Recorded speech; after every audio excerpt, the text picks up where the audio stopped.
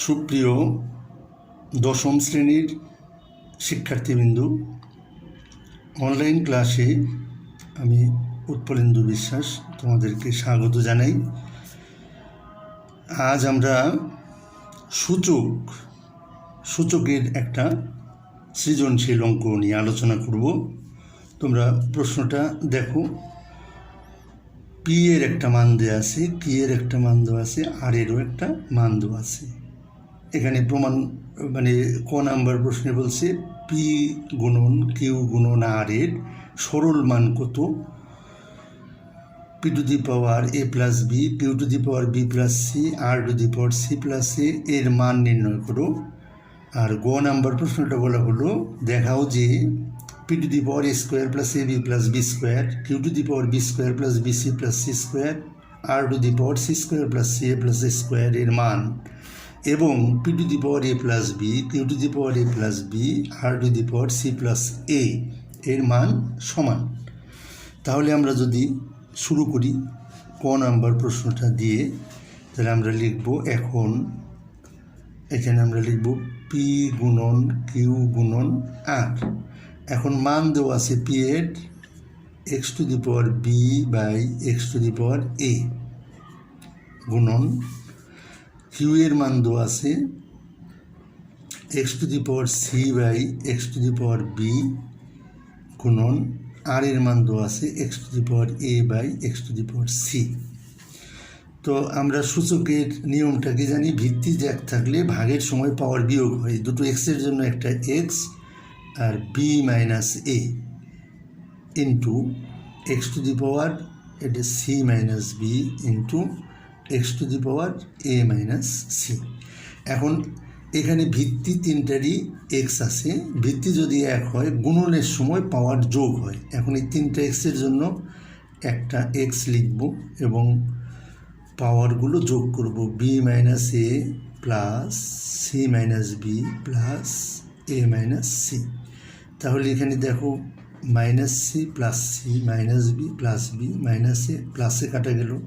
তাহলে x to the পাওয়ার 0, যে কোনো জিনিসের পাওয়ার 0 মানে 1। তাহলে আমাদের এক নম্বর প্রশ্নের উত্তরটা হয়ে গেল।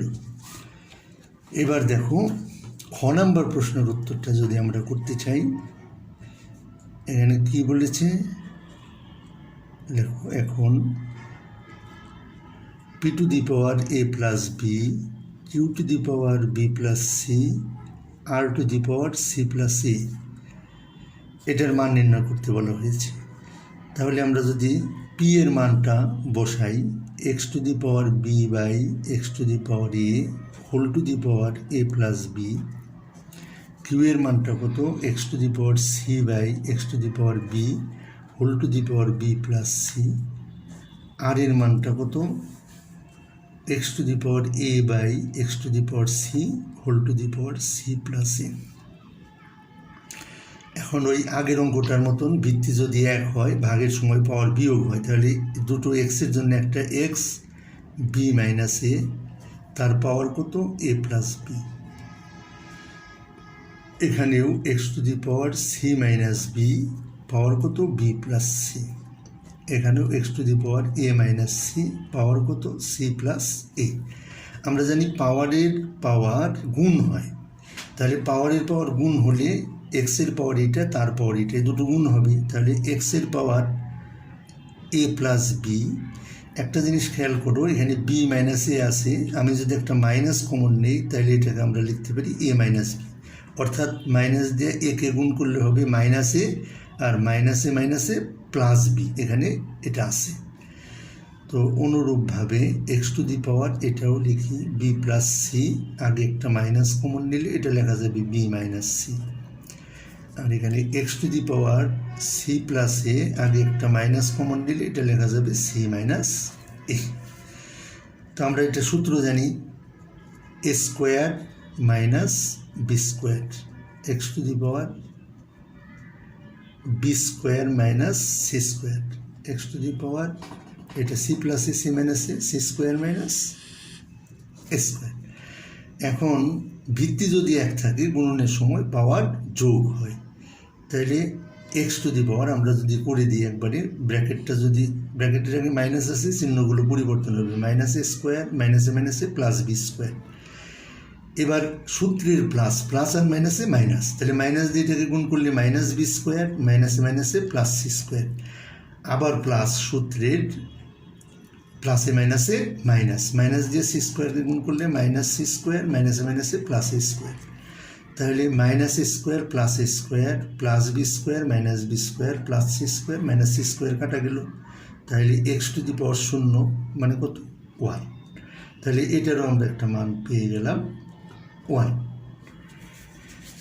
এরপরে দেখো আমরা যদি গ নাম্বার প্রশ্নটা করতে যাই, তাহলে আমাদেরকে করতে বলেছে।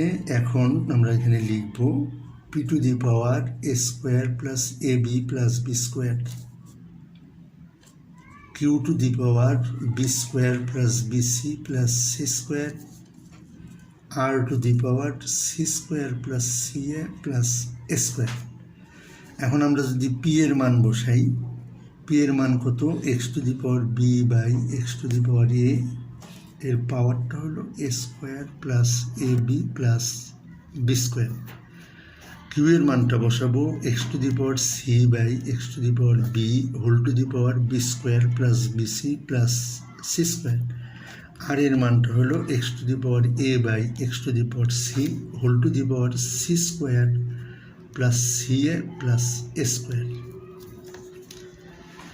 এবার আগের মতন ভিত্তি এক থাকলে ভাগের সময় পাওয়ার বিয়োগ হবে, তাহলে এক্স টু দি পাওয়ার এটা হবে b minus A into a square plus A B plus B square, এটা হবে x to the power C minus B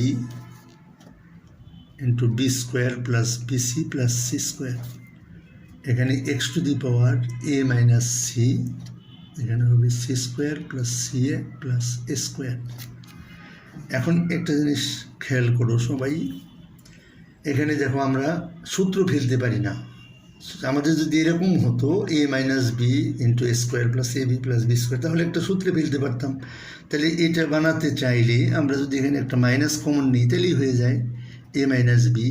দেখো এটা গুণ করলে মাইনাসে মাইনাসে প্লাস বি, আর এখানে যেটা আছে সেটাই লেখো a B plus B square x to the power, এটাও একটা মাইনাস কমন নিলে আমরা লিখতে পারবো b minus c into b square plus B C plus C square.